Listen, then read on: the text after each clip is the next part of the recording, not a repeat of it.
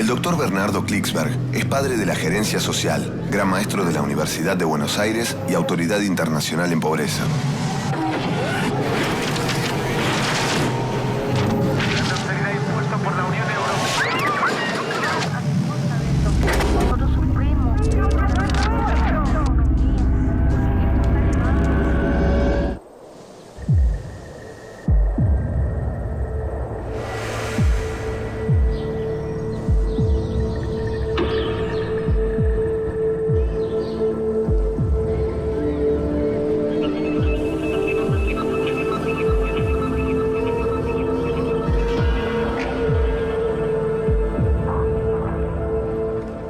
¿Sabía usted que el año pasado murieron 300.000 personas en el mundo a consecuencia de lo que se llama el cambio climático? No por asesinatos ni por guerras, sino por los desequilibrios tremendos que algunos sectores de la sociedad humana están generando en el clima. ¿Y sabía usted que hay cerca de 50 millones de personas que se han tenido que escapar de los lugares en donde vivían? Nuevamente no por guerras o por persecuciones, sino porque en esos lugares no se puede vivir más. Normalmente a la orilla de ríos y de mares, normalmente en zonas que el cambio climático ha afectado muy duramente, se los llama los exilados climáticos, un nuevo tipo de exilados que el género humano no había conocido en su historia. Se les desequilibró totalmente las condiciones de vida, los hábitats naturales, y no pueden sobrevivir donde vivían. Y no hay ninguna figura jurídica en el derecho internacional para un refugiado de este tipo. Hay figuras jurídicas para los que se escapan por razones políticas, por persecuciones étnicas, pero para refugiados climáticos es nuevo totalmente en el género humano, porque son nuevos estos desequilibrios tremendos.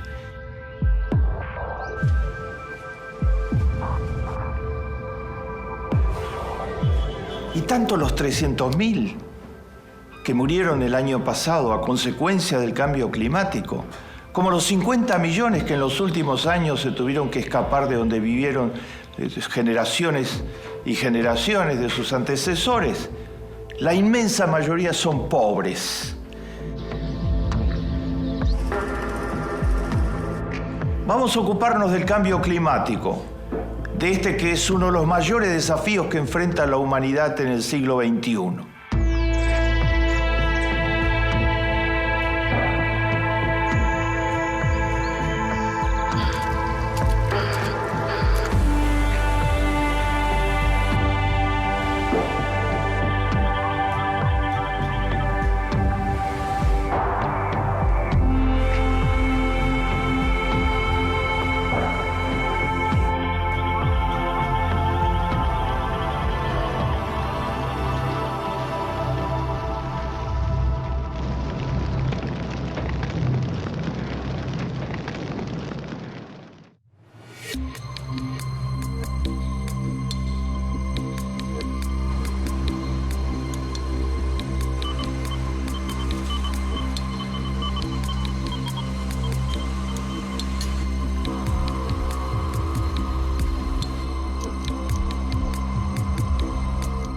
En primer lugar, ¿cuál es la magnitud del cambio climático? ¿Qué es el cambio climático? La atmósfera del planeta se está llenando de lo que se llaman gases invernaderos, gases contaminantes. El más notable de ellos es el dióxido de carbono. Esos gases son gases producidos por las industrias contaminantes. En primer lugar, las industrias del carbón y del petróleo. Por otra parte, simplemente el flujo de automóviles en la ciudad, que emite contaminaciones en gran escala hacia el medio ambiente. Y por otra parte, otras industrias que son muy tóxicas, que generan gases de este tipo. El dióxido de carbono se establece en la atmósfera y impide que los rayos del sol se refracten en la superficie de la Tierra. Los atrapa, los inmoviliza, por eso se llama efecto invernadero el de estos gases. Y entonces, al cambiarse ese curso natural, se produce el calentamiento de la atmósfera del planeta. Hace 10.000 años, la proporción del dióxido de carbono, medida por los medios por los que esto se mide, era 280 partes por millón. En 1980, 30 años atrás, era 319 por millón. Y ahora ha pasado a ser más de 339 por millón. O sea, se está intoxicando cada vez más la atmósfera del planeta con los gases invernaderos. Entonces se está calentando el planeta. La temperatura promedio sube.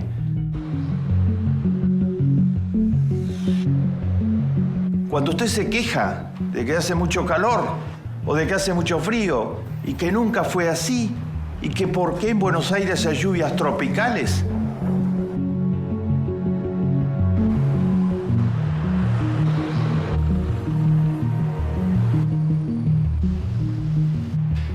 es esto lo que está sucediendo. Los gases invernaderos, el dióxido de carbono, el calentamiento del planeta. Los últimos 10 años fueron los más calientes desde que se mide la temperatura del planeta, lo que empezó en 1880. O sea, los más calientes en 130 años de historia del género humano. La temperatura de este verano en Nueva York no tiene registro en la historia de esa ciudad. Fue la más alta que nunca se dio en la historia de esa ciudad. Al mismo tiempo que en Moscú, tierra de fríos, y al mismo tiempo que se produce frío en otros lugares en donde normalmente la temperatura era muy cálida. Todo esto se lo llama calentamiento global.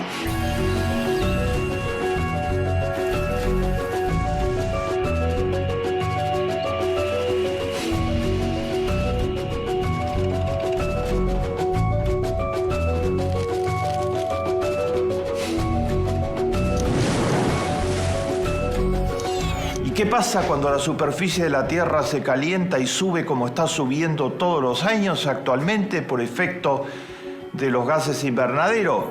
Desastres de toda índole. Los impactos son desgraciadamente fenomenales. Se están violando las leyes de la naturaleza.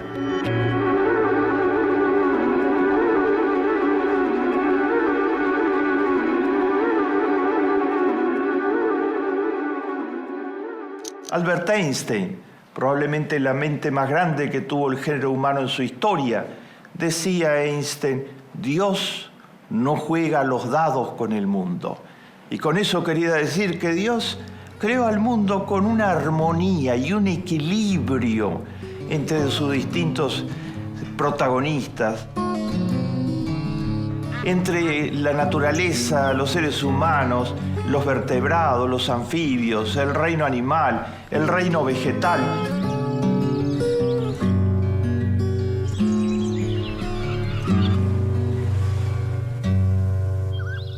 Y todo eso está siendo desbaratado por los intereses contaminantes del planeta que están destruyendo los equilibrios. ¿Y qué pasa? Algunos de los impactos del cambio climático. Por una parte, el cambio climático produce inundaciones, huracanes, tormentas en gran escala, de tipo récord. ¿Por qué? Porque, entre otros aspectos, al calentarse el planeta, se derriten los grandes hielos que mantenían la temperatura del planeta. Se está derritiendo el Ártico, el océano Ártico. Se está derritiendo Groenlandia.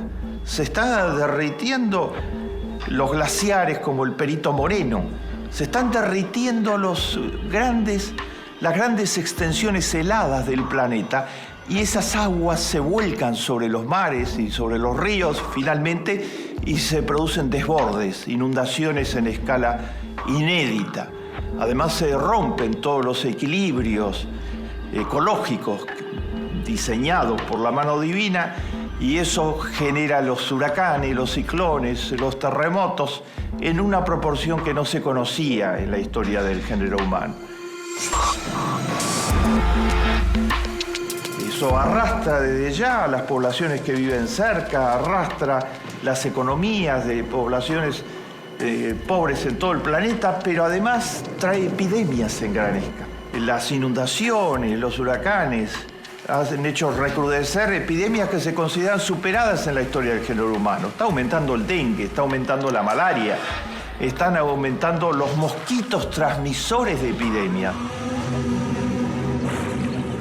Pero al mismo tiempo que hay inundaciones, hay lo contrario. El calor intenso produce la desertificación de zonas áridas del planeta. Zonas del planeta que no realmente tenían problemas climáticos serios por su aridez natural, ahora esos problemas se han agudizado mucho más. Porque los calores las han convertido en todavía mucho más áridas y han producido que zonas que tenían posibilidad de producir cultivos de manera natural en forma significativa se hayan convertido en zonas áridas. Eso se lo llama la desertificación del planeta, conversión en desierto, y está afectando, según los cálculos, a 700 millones de personas. Ese es el pronóstico, que están en las zonas en donde se está produciendo este fenómeno.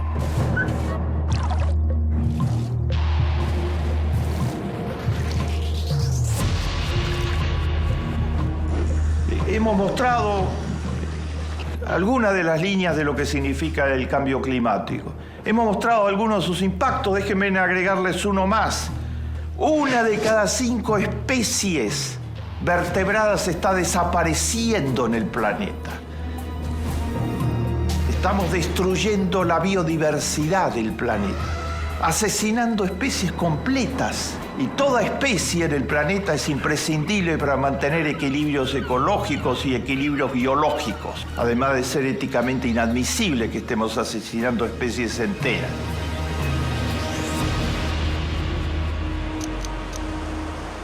Tercer punto, ¿quiénes pagan los costos del cambio climático? Se los anticipaba, está medido. El Premio Nobel de la Paz le fue concedido hace pocos años atrás al panel creado por las Naciones Unidas de científicos que estudia el cambio climático. Ese panel está constituido por 2.200 científicos de 150 países. Trabajan como una comunidad científica, se intercambian la información y monitorean qué está pasando con el cambio climático. Y ellos advirtieron en su informe, los que están pagando el precio son los pobres del mundo, porque son los más vulnerables frente al cambio climático. En ciudades como Nueva York, o como Los Ángeles, o como París, o como Inglaterra, hay sistemas de protección, hay servicios de emergencia si se producen desequilibrios muy graves, hay modos de regular el calor y de regular los fríos intensos, hay sistemas de calefacción, hay sistemas de aire acondicionado.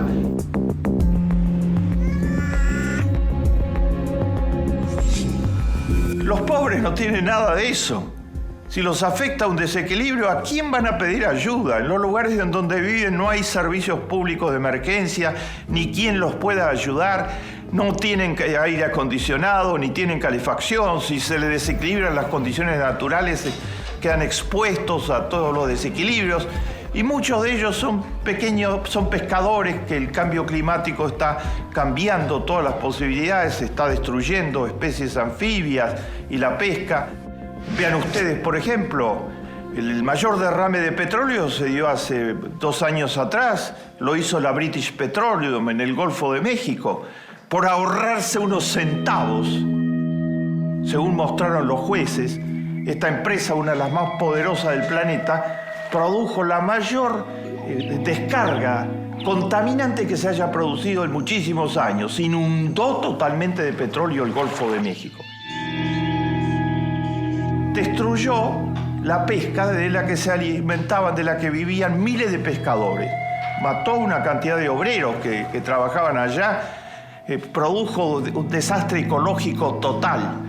por ahorrarse unos centavos, por maximizar los costos, sus ingresos, no tomó en cuenta medidas de precaución de carácter elementales. ¿Quiénes pagan los desequilibrios climáticos? Los pobres. Está calculado que en los países ricos, 1 de cada 1.500 personas, escuchen bien, 1 de cada 1.500 personas en el mundo rico ha sido afectado por el cambio climático. En los países pobres, 1 de cada 19 personas ha sido afectado por el cambio climático. O sea, 79 veces más. Los pobres, además de ser pobres, son vulnerables. En esa proporción, 79-1 de vulnerabilidad. Entonces, cuando se dice estamos todos en un mismo barco y el cambio climático nos afecta a todos y tenemos que preservar el barco, más o menos. Nos afecta a todos. El cambio climático va a afectar también a los muy ricos finalmente. Pero estamos algunos en camarotes de lujo y otros en las bodegas del barco. Y lo que se está negando en este momento son las bodegas del barco, que son absolutamente vulnerables. Un ejemplo dramático de lo que les estoy diciendo. Ojalá no tuviera que decirles ese ejemplo. Estalló en Japón una catástrofe natural gigantesca, tremenda. Se combinaron un terremoto de alta intensidad, un maremoto, y eso anegó las plantas nucleares y estallaron varias de las plantas nucleares de Japón.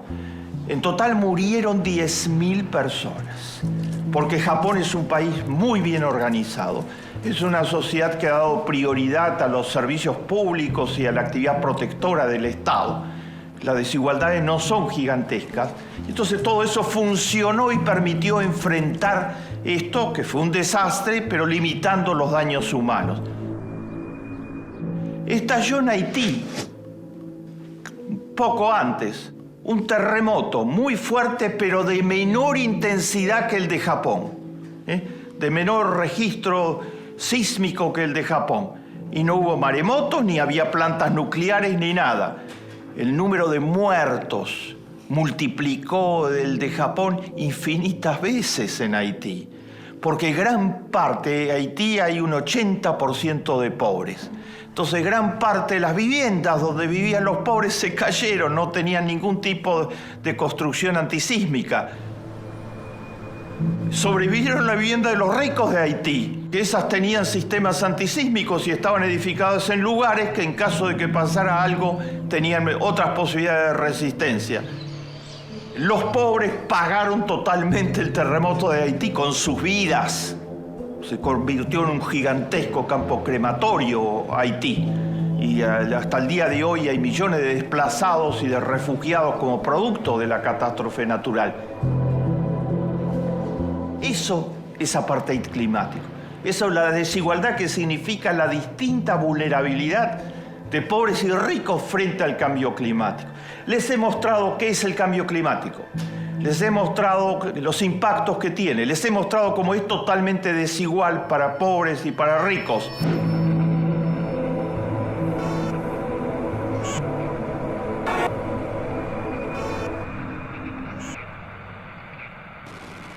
¿Saben ustedes que hay un sector en el planeta de grupos poderosos que está haciendo una campaña sistemática desde hace años para negar que exista el cambio climático?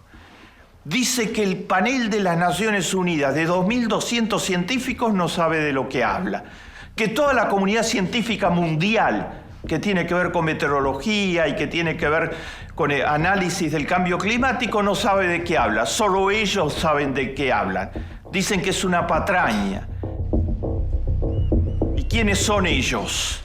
Son los testaferros, los contratados, los mercenarios de las grandes industrias contaminantes, que para que no los regulen, para que no les limiten la tasa de ganancias exorbitante, por ejemplo, de British Petroleum y de las grandes industrias petroleras y carboníferas y contaminantes, armaron una gran campaña de relaciones públicas y de propaganda para demostrar que el cambio climático no existe en realidad.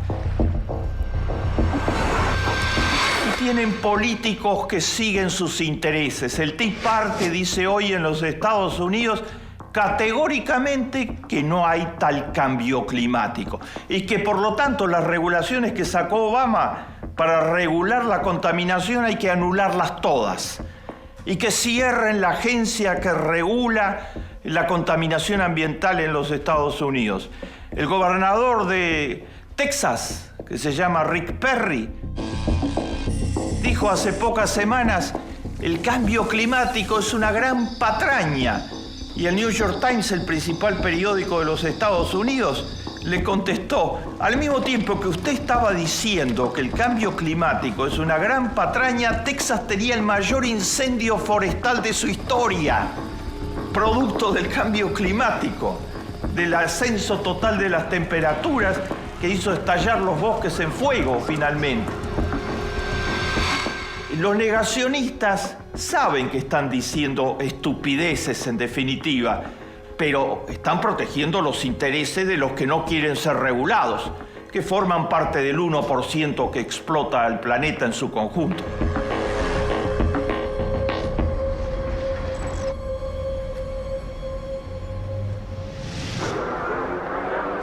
El secretario general de las Naciones Unidas, Ban Ki-moon, tiene una frase para los negacionistas, en donde resume lo que el mundo piensa sobre los negacionistas. Ban Ki-moon les dice en todos los lugares públicos, repite esta frase, dice: con la naturaleza no se negocia. Los negacionistas están tratando de que no haya regulaciones, que se bajen, que haya menos regulaciones, que el calentamiento global, esperar 20 años más, esperar 30 años más. Y Ban Ki-moon dice, en nombre de todo el género humano, con la naturaleza no se negocia. Esto no es una operación política o económica de negociar tanto y tanto. Si destruimos la naturaleza, no hay vuelta posible.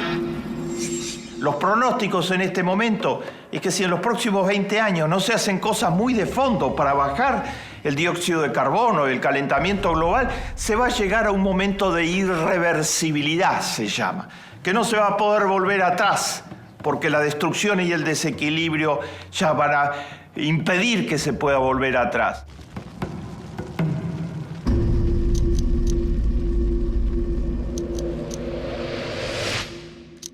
El último punto, hemos mostrado los impactos, hemos mostrado los desastres que causa el calentamiento global, hemos mostrado su impacto sobre los pobres del mundo, que agrava todavía más su pobreza, hemos mostrado cómo los intereses más reaccionarios y retrógrados del planeta están hoy en el negacionismo del cambio climático. ¿Hay salida? Claro que hay salida, claro que hay salida. Hay salida desde todos los puntos de vista. Hay que dar dos batallas. En primer lugar, hay que dar la batalla contra el negacionismo. En eso gran parte del género humano, las sociedades civiles, medios independientes, los políticos realmente representativos de la población, vienen educando al mundo que el negacionismo es una teoría perversa de las tantas que ha habido en la historia del género humano, como las que querían justificar la esclavitud, por ejemplo. El ser humano puede inventar cualquier cosa para tratar de justificar, apoderarse del poder, de las riquezas y de la vida de otros. Inventó pretextos para justificar la esclavitud. Hitler inventó pretextos para justificar su intento de apoderarse de todo el planeta, que los judíos, que los gitanos eran seres inferiores y que había que suprimirlos de la faz de la tierra. En primer lugar, hay que dar la pelea contra el negacionismo, pero al mismo tiempo hay que construir alternativas. Las hay. Regular la emisión de dióxido de carbono y la existencia de las industrias contaminantes. Generar energías limpias. Aprovechar mucho más como fuente de energía los saltos de energía hidroeléctrica, la energía que puede venir desde el fondo del mar, desde el fondo de la tierra, la energía eólica, la energía de los vientos, la energía solar, la energía que el sol genera. Todas esas son fuentes de energía y hay otras, están en proceso de exploración y de avance importante. Un país como Israel tiene gran parte de su consumo de energía ya desde hace 30 años atrás del sol, energía solar. Muchas casas tienen un generador de energía solar en su techo. Los kibutzim, esa forma de vida muy avanzada que se generó en Israel, Fueron los primeros en tener energía solar en gran escala en el planeta.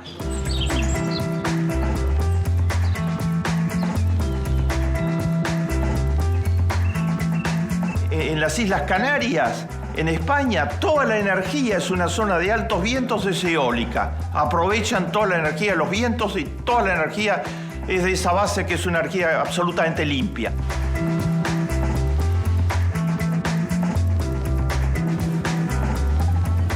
Se puede avanzar muchísimo en esa dirección si se vencen los intereses económicos que se oponen a esto. El género humano tiene que levantarse para defender el planeta, tiene que levantarse para defender la armonía natural. Dios no jugó a los dados con el planeta, como señaló Einstein. No nos queda mucho tiempo. Más vale encender una vela que maldecir a la oscuridad.